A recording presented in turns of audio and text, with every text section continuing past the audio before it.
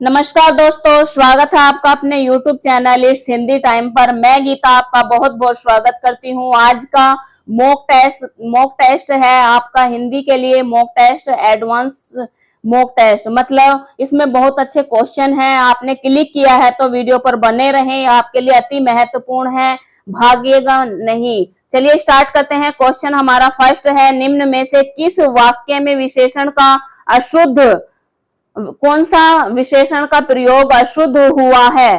प्रत्येक छात्र अपनी पुस्तक लाया है, दोनों लड़कियां आ चुकी हैं, अनेक व्यक्ति उपस्थित हैं, या कोई भी विद्यार्थी अनुपस्थित नहीं है। यहाँ पर विशेषण का अशुद्ध प्रयोग किस वाक्य में हुआ है? देखिए यहाँ पर सही वाक्य प्रत्येक छात्र, छात्र का यहाँ पर प्रत्येक बताया जा रहा है कि यहाँ पर विशेषण सही है। दोनों लड़कियां, यह भी सही है। अनेक विद्यार्थी, ये भी सही है। यहाँ पर डी ऑप्शन में अशुद्ध प्रयोग हुआ है, इसलिए डी ऑप्शन हमारा सही हो जाएगा। दुर्गम शब्द का सही विग्रह क्या है? दुह प्लस गम, दुर प्लस गम, दु प्लस गम, या दुष प्लस गम। तो यहाँ पर दुर्गम का संधि विच्छेद होगा सही, दु प्लस गम। ए ऑप्शन सही ऑप्शन होगा। जहां पर भी विसर्ग होता है, जहां पर आधा श, देखो ये वाला श और ये श आधा श ये आता है जिस ऑप्शन में, तो वहां पर विसर्ग हमारा दुर्गम का सही हो जाएगा हमारा दुर्गम, ये हमारा सही ऑप्शन होगा। नेक्स्ट है हमारा किस विकल्प में बहुव्रीहि समास है? बहुव्रीहि समास कहाँ होता है? जहां पर दोनों पद अप्रधान होते हैं और तीसरे पद की ओर जहां पर संकेत किया जाता है, वो वहां पर हमारा बहुव्रीहि समास होता है। प्रथम पद को हम पूर्व पद कहते हैं और द्वितीय पद को हम उत्तर पद कहते हैं। जहां पर दोनों पद प्रधान होते हैं वहां पर क्या होता है? जहां पर दोनों पद है प्रधान और तीसरे पद की ओर संकेत हो, वहां पर हमारा बहुव्रीहि समास हो जाएगा।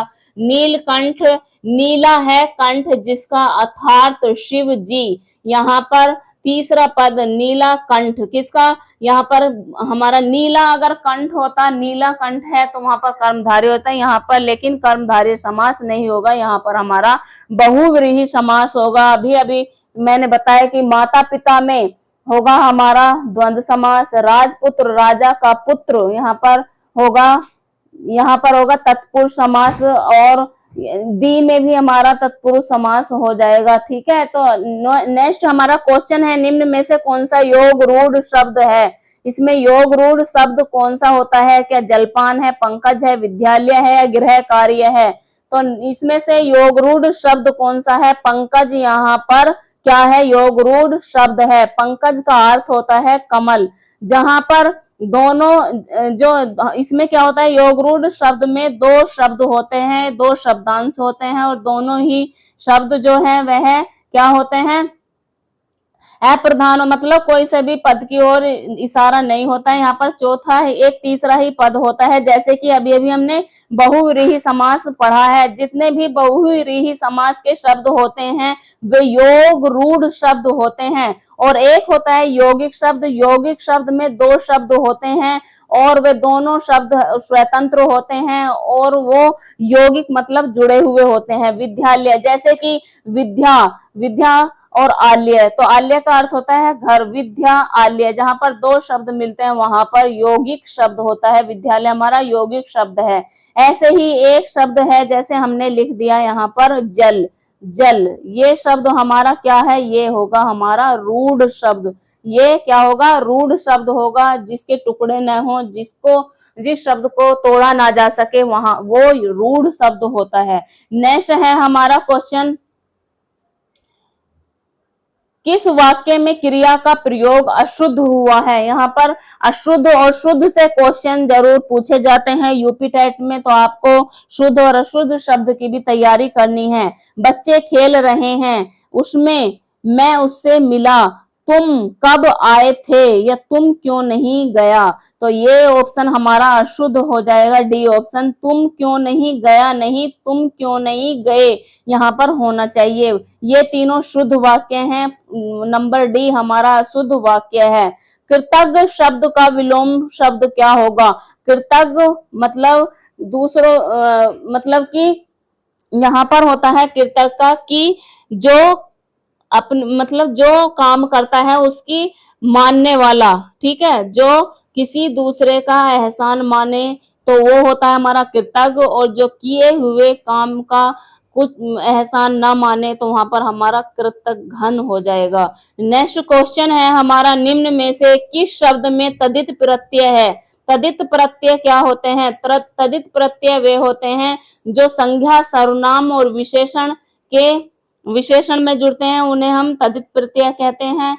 और जो मतलब उसके अंत में जुड़ते हैं, और जो क्रिया में जुड़ते हैं, क्रिया के अंत में जुड़ते हैं शब्द, वे हमारे कृत प्रत्यय होते हैं। कृत और तदित प्रत्यय दो प्रत्यय होते हैं यहाँ पर, तो कौन कौन सा होता है? देखो, बालपन, मानवता, पठनीय और लिखित। यहाँ पर पठ क्या है? यहाँ पर पठ है हमारी धातु क्रिया, और लिखित लिखना क्या है? लिखना भी धातु है।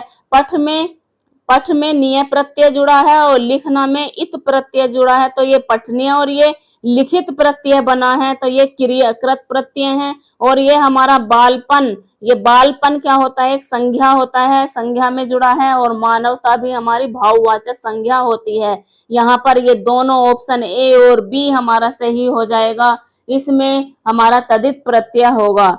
वह तेज दौड़ता है, यहाँ तेज क्या है? वह दौड़ता है। दौड़ना एक हमारी क्रिया है। कैसे दौड़ता है? धीरे दौड़ता है, तेज दौड़ता है, कम दौड़ता है या ज्यादा दौड़ता है। तो वहां पर क्रिया की विशेषता जो शब्द बताते हैं उन्हें हम क्रिया विशेषण कहते हैं। विशेषण वे शब्द होते हैं जो संज्ञा और सर्वनाम की विशेषता बताते हैं। संज्ञा होते हैं किसी व्यक्ति, वस्तु या स्थान या भाव का नाम। सर्वनाम होते हैं जो संज्ञा के स्थान पर शब्द प्रयोग किए जाते हैं, उन्हें हम सर्वनाम कहते हैं। इसका आंसर हो जाएगा बी ऑप्शन सही होगा। यदि वर्षा होगी तो मैच नहीं होगा, यह वाक्य क्या है? क्या सरल वाक्य है, संयुक्त वाक्य है, मिश्र वाक्य है, विधानवाचक है? तो यहाँ पर रचना के आधार पर वाक्य के तीन भेद होते हैं, सरल वाक्य, संयुक्त वाक्य, मिश्र वाक्य, तीन भेद होते हैं। सरल वाक्य में एक कर्ता और एक कर्म होता है। संयुक्त वाक्य में दो स्वतंत्र वाक्य होते हैं और वो की परंतु इसलिए इससे जुड़े हुए होते हैं। मिश्र वाक्य एक वाक्य दूसरे वाक्य पे आश्रित होता है, एक उपवाक्य होता है और एक मुख्य वाक्य होता है, वे हमारे मिश्र वाक्य होते हैं। तो यहाँ पर एक उपवाक्य है और एक मुख्य वाक्य है। मैच नहीं होगा, यदि वर्षा होगी, ये हमारा क्या है? उपवाक्य है, और ये हमारा मैच नहीं होगा, यहाँ पर मुख्य वाच्य है। यहाँ पर मिश्र वाक्य सही हो जाएगा, ऑप्शन सी हमारा सही होगा। नेक्स्ट है हमारा क्वेश्चन, किस विकल्प में वर्तनी शुद्ध है? यहाँ पर दायित्व है, दायित्व है, दायित्व है, दायित्व है, तो यहाँ पर दायित्व, ये ऑप्शन ए हमारा सही होगा। वर्तनी से भी क्वेश्चन पूछे जाते हैं, वर्तनी शुद्ध और अशुद्ध से भी, और वाक्य अशुद्ध और शुद्ध से भी क्वेश्चन पूछे जाते हैं। नेक्स्ट क्वेश्चन 11 है, राम ने शाम को पुस्तक दी, यहाँ पर इसमें संप्रदान क्या है? राम ने शाम को पुस्तक दी, जहां पर देने का भाव होता है वहां पर संप्रदान कारक होता है। इसके ऑप्शन देखते हैं हम, राम, श्याम या पुस्तक। तो उसने क्या दिया है? पुस्तक दी है, तो यहाँ पर पुस्तक हमारा सही आंसर हो जाएगा, ऑप्शन सी यहाँ पर सही होगा। नेक्स्ट क्वेश्चन है हमारा, निम्न में शुद्ध वाक्य कौन सा है? शुद्ध वाक्य यहाँ पर कौन सा है? मुझे पानी पीना है, मेरे को पानी पीना है, या मुझको पानी पीना है, मुझसे पानी हूं, या मुझसे पानी हूं, यह। तो यहाँ पर मुझे पानी पीना है एक सीधा सरल वाक्य है, ए ऑप्शन हमारा सही ऑप्शन हो जाएगा। नेक्स्ट है हमारा, नेक्स्ट क्या है? निसंदेह का संधि विच्छेद क्या होगा? निसंदेह या निसंदेह या नि या संदेह, निसंदेह या फिर निहि या संदेह। तो यहाँ पर देखो, ये है हमारा, जहां पर भी हमें आधा स मिले, जहां पर देखो यहाँ पर या तो आधा ऐसे स मिले, ये या फिर ये से मिले जिस भी शब्द में, तो वहां पर से का क्या हो जाता है, विसर्ग बन जाता है। तो यहाँ पर देखो आधा से है, इसमें विसर्ग बन गया है नी के बाद और श एक पूरा रहेगा। ए ऑप्शन इसमें सही हो जाएगा। नेक्स्ट क्वेश्चन है 14, जो दूसरों का हित करता हो उसके लिए एक शब्द है। क्या परोपकारी है, उपकारी है, दयालु है या फिर उदार है? तो यहाँ पर क्या है, जो दूसरों का हित करता हो उसके लिए एक शब्द हो जाएगा परोपकारी। निम्न में से कौन सा शब्द भाववाचक संज्ञा नहीं है? कौन सा शब्द भाववाचक संज्ञा नहीं है? भाववाचक संज्ञा कौन सी होती हैं? जो मिठास, अच्छाई, ईमानदारी या फिर विद्यार्थी। तो विद्यार्थी देखो, मिठास, अच्छाई, ईमानदारी, जहां पर भी ऐसे शब्द पाए जाएं वहां पर भाववाचक संज्ञा होती है। विद्यार्थी भाववाचक संज्ञा नहीं है। डी ऑप्शन हमारा सही ऑप्शन है। ऑप्शन क्वेश्चन 16 है, भाषा सीखने में त्रुटियां किसका संकेत हैं? सफलता, असफलता का, सीखने की स्वाभाविक प्रक्रिया का, अनुशासनहीनता का या कम बुद्धि का? भाषा सीखने में जब त्रुटियां करता है कोई बच्चा तो ये समझ लीजिए कि वह सीख रहा है, तो ये सीखने की स्वाभाविक प्रक्रिया है। क्वेश्चन हमारा 17 है। क्वेश्चन 17 कह रहा है कि प्राथमिक स्तर पर व्याकरण पढ़ाने का सबसे उपयुक्त तरीका क्या है? नियम पहले, उदाहरण बाद में, या भाषा प्रयोग से नियम तक पहुंचना चाहिए, केवल परिभाषा याद करना चाहिए, केवल अभ्यास पुस्तिका करनी चाहिए हमें? तो यहाँ पर नियम पहले उदाहरण बाद में ये गलत हो जाएगा। भाषा के साथ साथ नियम तक पहुंचिए, भाषा प्रयोग के साथ साथ नियम तक पहुंचना ही हमारा इसका सही ऑप्शन बी सही हो जाएगा। नेक्स्ट है, कौन सी विधि सार्थक लेखन को सबसे अधिक बढ़ावा देती है? सार्थक लेखन हमारा क्या है कि 10 बार नकल, चित्र देखकर कहानी लिखना, कठिन शब्द याद करना, श्रुति लेख। तो यहाँ पर ये ऑप्शन हमारे सारे ए, बी और सी ये सही, ये हमारे ऑप्शन क्या है, गलत है। यहाँ पर नेगेटिव कहा जा रहा है। तो क्या होगा, अगर हम चित्र देखेंगे तो हमारे मन के भाव वहां पर उभर कर आएंगे, ये हमारा सार्थक लेखन होता है।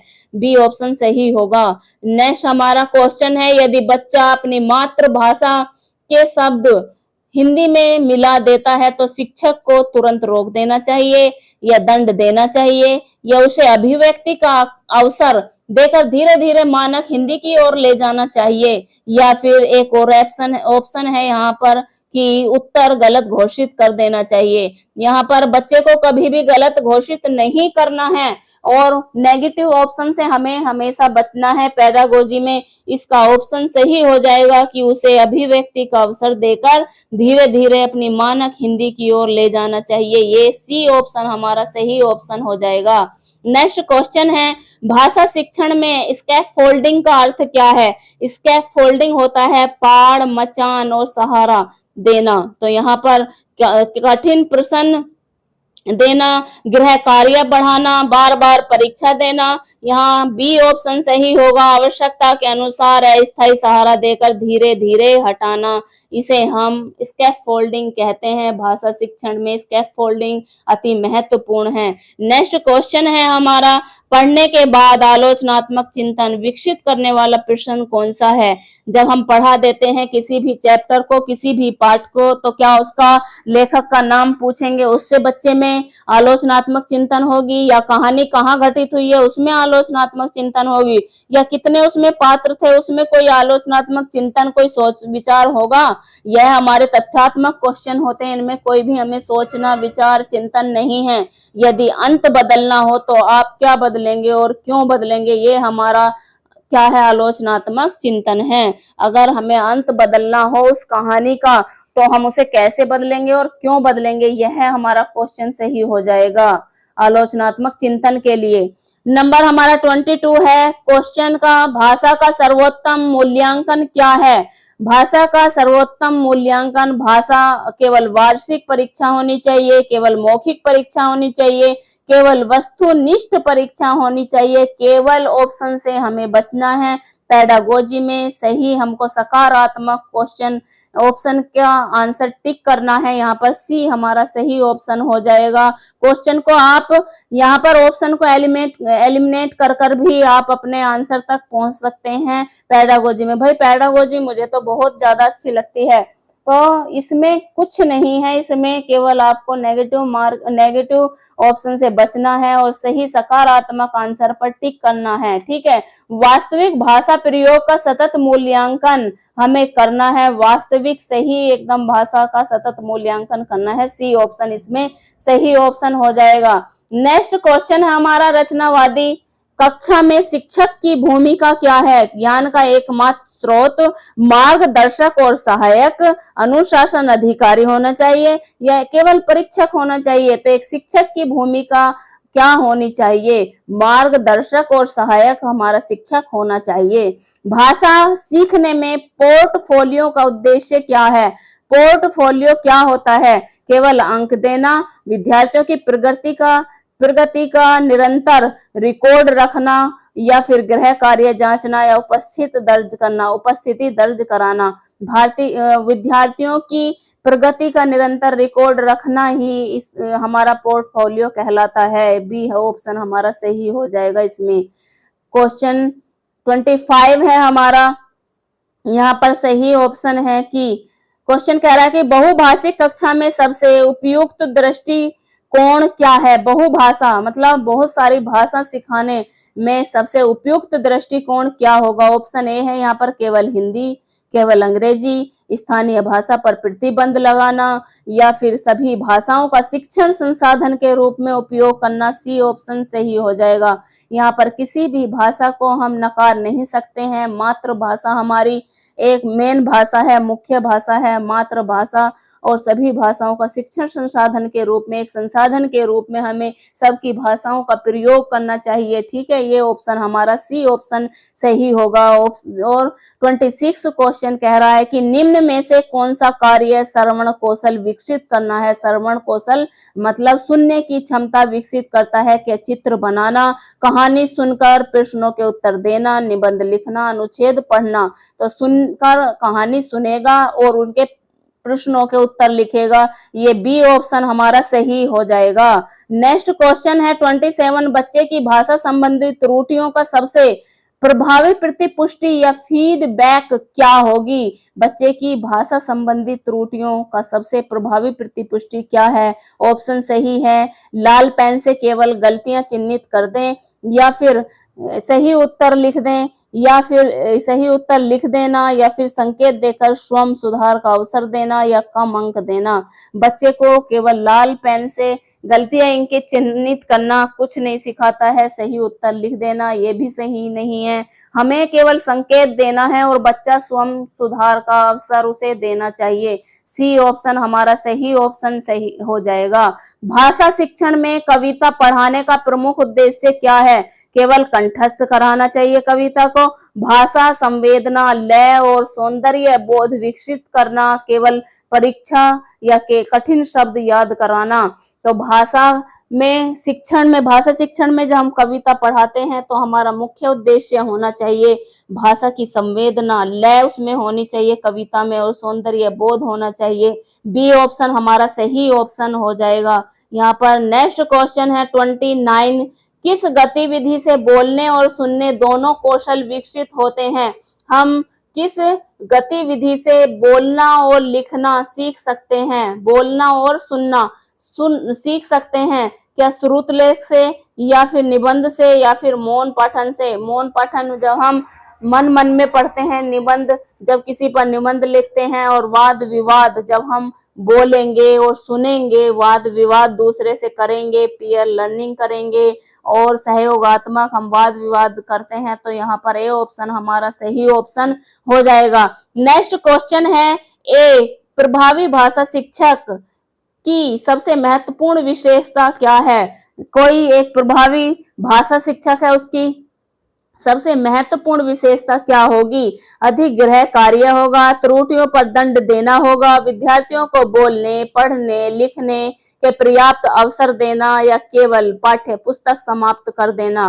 तो भाषा को सुनने और बोलने दोनों कौशल विकसित कैसे हो सकते हैं विद्यार्थियों में? विद्यार्थियों को बोलने देना चाहिए, पढ़ने और लिखने के पर्याप्त अवसर देने चाहिए। सी ऑप्शन हमारा सही होगा एकदम। आज का हमारा मॉक टेस्ट था, एडवांस मॉक टेस्ट। यह एक अच्छा मॉक टेस्ट था, जैसे कि आपके पेपर में क्वेश्चन पूछे जाएंगे पेडागोजी के, इसमें ज्यादा ज्यादा यहाँ पर क्वेश्चन थे। अगर आपको वीडियो पसंद आई है, वीडियो को लाइक शेयर और सब्सक्राइब कीजिए। और दोस्तों, अगर आपने वीडियो पूरी देखी है, आपको अच्छी लगी है, तो कमेंट करके जरूर बताइएगा। धन्यवाद दोस्तों।